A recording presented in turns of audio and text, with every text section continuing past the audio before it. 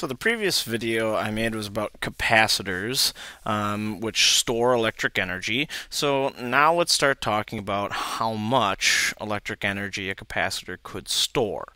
So right off the bat, we know that capacitors can store energy because they separate positive and negative charges. They build up positive and negative charges on either side of the plates. Okay, what that does is it builds an electric field of some sort.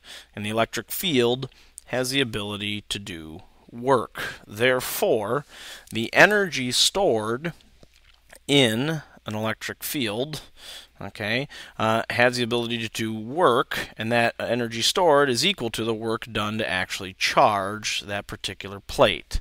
So a couple things that I want to remind you of is, first of all, that the capacitance for any object is the charge per voltage.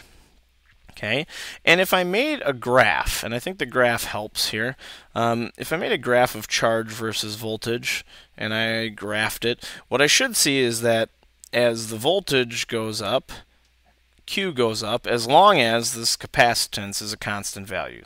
Okay, so the slope of this particular graph would be the capacitance. Now, the area under that graph is the work.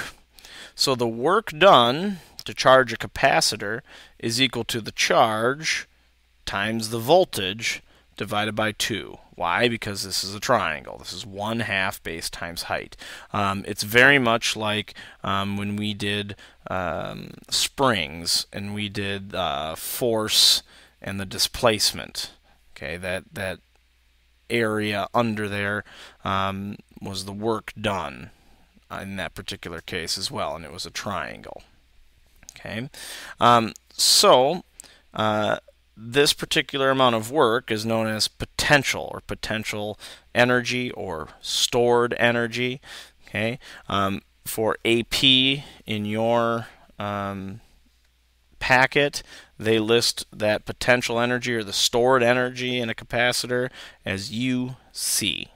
Okay, so the stored capacity, or the potential energy of the capacitor, is equal to 1/2 QV. That's just going back up here and using this. Okay, now let's say I don't want Q or V, and you want to solve it in terms of something else. So if I look back at this particular equation, capacitance is charge per voltage, then if I rearrange and have voltage as the charge per capacitance, if I substitute Q over C for V, then I would get 1/2 Q squared over the capacitance, charge squared over the capacitance.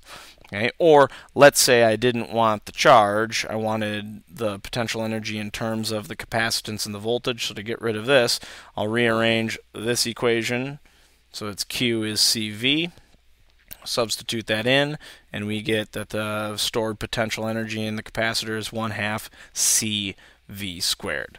Okay, so you're going to see these three equations fairly frequently.